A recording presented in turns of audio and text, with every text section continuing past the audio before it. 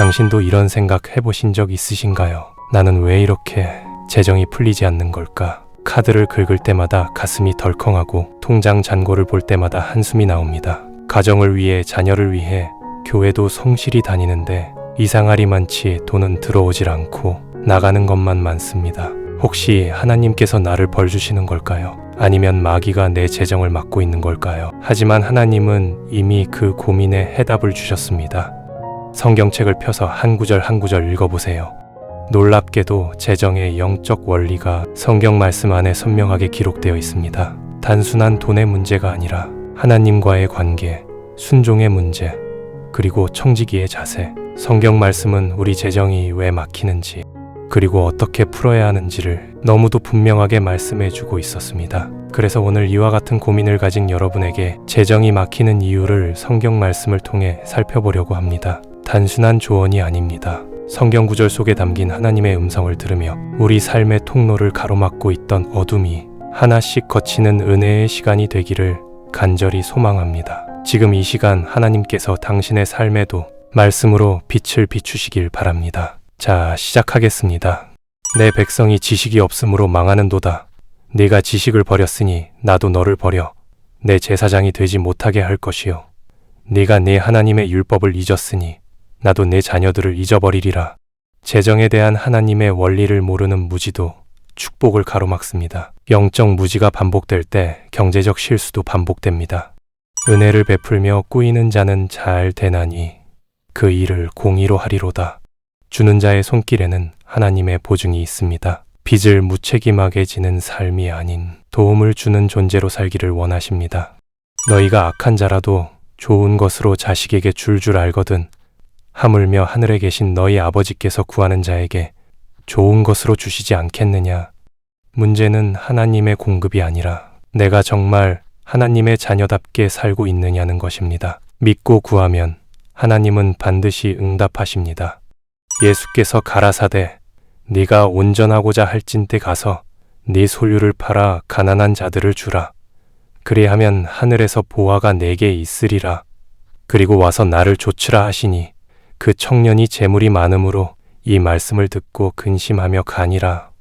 이 말씀은 우리에게 하나님과 재물 중 누구를 더 사랑하는지를 묻습니다. 재정이 막히는 이유는 때로 재물이 내 삶의 주인이 되어버렸기 때문입니다. 하나님이 버리라 하신 것을 붙들고 있는 한 결코 풍성한 복을 누릴 수 없습니다. 주님은 버릴 수 있는가를 통해 우리의 진짜 믿음을 점검하십니다. 복 있는 사람은 악인의 꾀를 좇지 아니하며 죄인의 길에 서지 아니하며 오만한 자의 자리에 앉지 아니하고 오직 여호와의 율법을 즐거워하여 그 율법을 주야로 묵상하는 자로다.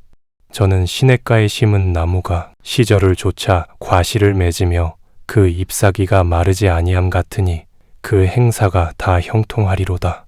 하나님은 형통의 기준을 물질이 아닌 말씀 안에 둡니다. 말씀을 기준 삼아 살아가는 자는 재정도 삶도 흘러가게 됩니다. 말씀을 떠난 삶에 진정한 재정의 형통은 없습니다.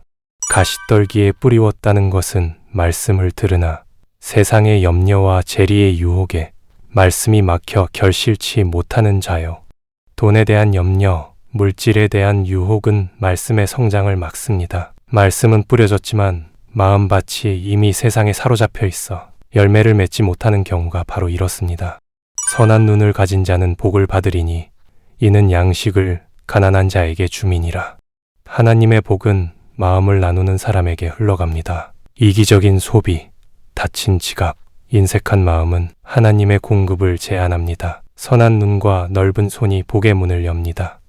들의 은과 금이 여호와의 분노의 날에 능히 그들을 건지지 못할 것이며 이 온 땅이 여호와의 질투의 불에 삼키우리니 이는 여호와가 이 땅 모든 거민을 멸절하되 놀랍게 멸절할 것임이니라.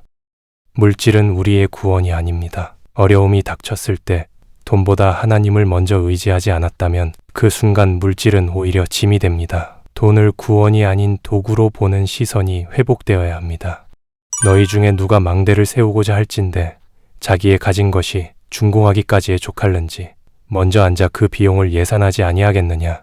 계획 없이 지출하고 준비 없이 투자하는 삶은 믿음이 아니라 무모함입니다. 하나님은 신중하게 관리하고 계획하는 자에게 재정을 맡기십니다. 모세에게 고하여 가로되 백성이 너무 많이 가져오므로 여호와의 명하신 일에 쓰기에 남음이 있나이다. 모세가 명을 내리매 그들이 진중에 공포하여 가로되 물론 남녀하고 성소에 드릴 예물을 다시 만들지 말라 하매 백성이 가져오기를 정지하니 하나님은 필요 이상을 원하시지 않습니다. 과도한 헌신, 사람 보이기 위한 헌금은 결코 하나님이 기뻐하시는 것이 아닙니다. 기쁨과 질서 속의 드림이 진정한 예배입니다. 사랑하는 자여, 네 영혼이 잘됨 같이 네가 범사에 잘되고 강건하기를 내가 간구하노라. 진정한 재정 축복은 영혼의 상태와 함께 갑니다. 영혼이 병들고 말씀과 멀어지고 기도가 끊긴 상태에서 돈만 풀리길 바란다면 순서가 틀린 것입니다. 여호와는 가난하게도 하시고 부하게도 하시며 낮추기도 하시고 높이기도 하시는도다. 하나님은 재정의 주권자이십니다. 내가 벌었다고 생각할 때 이미 교만이 시작된 것입니다. 지금의 부족함도 풍요로움도 결국 하나님의 손안에 있습니다. 의인의 적은 소유가 많은 악인의 풍부함보다 승하도다. 재정의 절대적 크기가 아니라 누구의 손에 있느냐가 중요합니다. 하나님과 동행하는 삶의 소득은 세상 방식의 풍요보다 더 깊고 오래된 만족을 줍니다. 그리스도를 위하여 받는 능욕을 애굽의 모든 보화보다 더 큰 재물로 여겼으니 이는 상주심을 바라봄이라. 믿음은 물질보다 크신 분을 선택하는 것입니다. 모세는 보이는 재물을 뒤로하고 하나님의 부르심을 따랐습니다. 우리도 때로는 축복보다 순종을 먼저 택해야 합니다. 네 재물과 네 소산물의 처음 익은 열매로 여호와를 공경하라. 그리하면 내 창고가 가득히 차고 내 집틀에 새 포도즙이 넘치리라. 하나님께 드리는 태도가 하나님을 어떻게 대우하는지를 보여줍니다. 너희가 만일 불의한 재물에 충성치 아니하면 누가 참된 것으로 너희에게 맡기겠느냐. 하나님은 작은 돈의 사용에서도 신실함과 정직함을 보십니다. 몰래 하는 거래, 눈 감은 소비, 정직하지 못한 회개는 하나님의 축복을 가로막습니다. 은을 사랑하는 자는 은으로 만족함이 없고 풍부를 사랑하는 자는 소득으로 만족함이 없나니 이것도 헛되도다. 돈을 사랑하면 절대 채워지지 않는 끝없는 공허함의 늪에 빠집니다. 그 탐욕이 결국 재정의 통로를 틀어막습니다.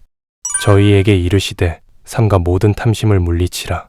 사람의 생명이 그 소유에 넉넉한 데 있지 아니하니라 하시고, 재정의 목적은 하나님의 나라 확장이어야 합니다. 물질에 많고 적음이 아니 그 돈을 누구를 위해 쓰는가가 관건입니다. 돈을 사랑치 말고 있는 바를 족한 줄로 알라. 그가 친히 말씀하시기를 내가 과연 너희를 버리지 아니하고 과연 너희를 떠나지 아니하리라 하셨느니라. 자족하지 못하는 마음은 결국 끝없는 비교와 탐심으로 이어져 하나님의 공급을 느끼지 못하게 합니다. 너희가 욕심을 내어도 얻지 못하고 살인하며 시기하여도 능히 취하지 못하나니 너희가 다투고 싸우는도다. 너희가 얻지 못함은 구하지 아니하며 구하여도 받지 못함은 정욕으로 쓰려고 잘못 구함이니라. 하나님은 왜 구하는지를 보십니다. 당신의 기도가 하나님을 위한 것인지 자신의 욕심을 위한 것인지 되돌아봐야 합니다. 흩어 구제하여도 더욱 부하게 되는 일이 있나니 과도히 아껴도 가난하게 될 뿐이니라. 구제를 좋아하는 자는 풍족하여질 것이요 남을 윤택하게 하는 자는 윤택하여지리라. 나눌수록 가난해진다는 건 착각입니다. 구제와 나눔은 하나님이 가장 기뻐하는 재정순환의 법칙입니다. 무릇 있는 자는 받아 풍족하게 되고 없는 자는 그 있는 것까지 빼앗기리라. 하나님은 맡긴 자에게 책임을 요구하십니다. 은혜의 관리자가 아니라 소비자처럼 행동하면 하나님은 다시 맡기지 않으십니다. 돈을 사랑함이 일만 악의 뿌리가 되나니 이것을 사모하는 자들이 미혹을 받아 믿음에서 떠나 많은 근심으로써 자기를 찔렀도다. 문제는 돈 자체가 아니라 돈을 사랑하는 태도입니다. 재정이 막힌 이유가 그 뿌리에 있다는 사실을 놓치지 마십시오. 내 이웃의 집을 탐내지 말지니라. 내 이웃의 아내나 그의 남종이나 그의 여종이나 그의 소나 그의 낙이나 무릇 내 이웃의 소유를 탐내지 말지니라. 비교와 질투는 결국 감사하지 않는 마음을 낳습니다. 재정이 막힌 게 아니라 감사가 마른 것일지도 모릅니다. 주라 그리하면 너희에게 줄 것이니 곧 후히 되어 누르고 흔들어 넘치도록 하여 너희에게 안겨주리라. 너희의 헤아리는 그 헤아림으로 너희도 헤아림을 도로 받을 것이니라. 하나님은 먼저 주는 자에게 넘치도록 채우십니다. 받으려만 하고 주지 않는 인생은 결국 마르게 됩니다. 스스로 속이지 말라. 하나님은 만홀히 여김을 받지 아니하시나니 사람이 무엇으로 심든지 그대로 거두리라. 잘못된 지출, 탐욕의 씨앗, 불순종의 소비가 오늘의 재정적 결핍으로 돌아올 수 있습니다. 돈의 사용도 심음입니다. 너는 내 이웃을 압제하지 말며 늑탈하지 말며 품꾼의 삭슬 아침까지 밤새도록 내게 두지 말며 정직한 거래, 정당한 임금 지급은 재정 축복의 기본입니다. 혹시 당신이 누군가의 돈을 가로막고 있진 않습니까? 악인은 꾸고 갚지 아니하나 의인은 은혜를 베풀고 주는도다. 빚을 당연시 여기는 문화, 성경은 그것을 죄로 봅니다. 신실한 자는 갚으며 살아갑니다. 한 사람이 두 주인을 섬기지 못할 것이니 혹 이를 미워하며 저를 사랑하거나 혹 이를 중히 여기며 저를 경히 여김이라. 너희가 하나님과 재물을 겸하여 섬기지 못하느니라. 돈이 주인 노릇하고 있다면 하나님은 당신의 주인일 수 없습니다. 가난한 자를 구제하는 자는 궁핍하지 아니하려니와 못 본 채 하는 자에게는 저주가 많으리라. 하나님의 축복은 늘 통로를 찾습니다. 자신만을 위해 다친 자에게는 하나님의 흐름도 끊깁니다. 화 있을진저 외식하는 서기관들과 바리새인들이여, 너희가 박하와 회양과 근체에 11조를 들이되 율법에 더 중한 바 의와 인과 신은 버렸도다. 그러나 이것도 행하고 저것도 버리지 말아야 할지니라. 외형적 황금보다 중요한 것은 삶의 의로움, 정직, 믿음의 태도입니다. 하나님은 얼마를 보시는 것이 아닙니다.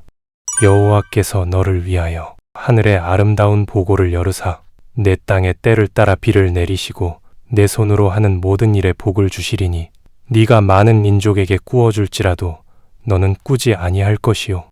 재정의 복은 게으름 속에 임하지 않습니다. 수고 위에 임하는 하나님의 복을 기대하십시오. 너는 내 식물을 물 위에 던지라. 여러 날 후에 도로 찾으리라. 때로는 보이지 않는 투명한 믿음의 심음이 재정의 돌파구가 됩니다. 오늘 나눔은 내일 회복의 씨앗입니다. 피차 사랑의 빚 외에는 아무에게든지 아무 빚도 지지 말라. 남을 사랑하는 자는 율법을 다 이루었느니라. 습관적인 카드 사용, 감당할 수 없는 할부는 사랑이 아닌 노예의 길로 당신을 끌고 갑니다. 땅과 거기 충만한 것과 세계와 그 중에 거하는 자가 다 여호와의 것이로다. 당신의 재정도 소득도 당신 것이 아닙니다. 진짜 주인을 인식할 때 맡긴 자로서의 책임이 회복됩니다. 각각 그 마음에 정한 대로 할 것이요 인색함으로나 억지로 하지 말지니 하나님은 즐겨내는 자를 사랑하시느니라. 억지로 계산기 두드리며 드리는 헌금이 아니라 기쁨으로 드릴 때 하나님의 기쁨도 함께 임합니다. 망령되이 얻은 재물은 줄어가고 손으로 모은 것은 늘어가느니라.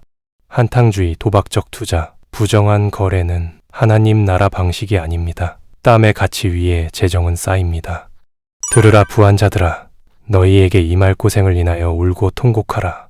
너희 재물은 썩었고 너희는 좀 먹었으며 너희 금과 은은 녹이 슬었으니 이 녹이 너희에게 증거가 되며 불같이 너희 살을 먹으리라. 너희가 말세의 재물을 쌓았도다. 쌓아두기만 하는 돈은 결국 녹슬고 썩습니다. 흘려보내는 삶이 하나님의 복을 유지시킵니다. 너희가 만일 그같이 아니하면 여호와께 범죄함이니 너희 죄가 정녕 너희를 찾아낼 줄 알라. 재정의 문제는 단순히 돈의 흐름이 아닐 수 있습니다. 숨겨진 죄, 정직하지 못한 태도가 하나님과의 관계를 막고 있다면 회개가 먼저입니다. 누가 이 세상 재물을 가지고 형제의 궁핍함을 보고도 도와줄 마음을 막으면 하나님의 사랑이 어찌 그 속에 거할까 보냐. 가진 자에게는 책임이 따라옵니다. 무관심과 외면은 결국 축복을 흘려보낼 통로를 막아버립니다. 과부와 고아와 나그네와 궁핍한 자를 압제하지 말며 남을 해하려 하여 심중에 도모하지 말라 하였으나 사회적 약자를 향한 하나님의 마음에 동참할 때 그 삶에는 하나님의 특별한 보호와 공급이 임합니다. 도적이 오는 것은 도적질하고 죽이고 멸망시키려는 것뿐이요 내가 온 것은 양으로 생명을 얻게 하고 더 풍성히 얻게 하려는 것이라. 사탄은 당신의 재정도 노립니다. 당신의 불순종, 분별 없음, 탐욕을 통해 은밀히 당신의 축복을 훔쳐가고 있진 않습니까? 감사로 하나님께 제사를 드리며 지극히 높으신 자에게 네 서원을 갚으며 환난 날에 나를 부르라. 내가 너를 건지리니 네가 나를 영화롭게 하리로다. 하나님은 감사와 순종의 헌신을 원하십니다. 약속해놓고 지키지 않는 서원, 감사 없는 제사는 축복의 문을 닫게 만듭니다. 나 여호와가 이같이 말하노라. 무릇 사람을 믿으며 혈육으로 그 권력을 삼고 마음이 여호와에게서 떠난 그 사람은 저주를 받을 것이라.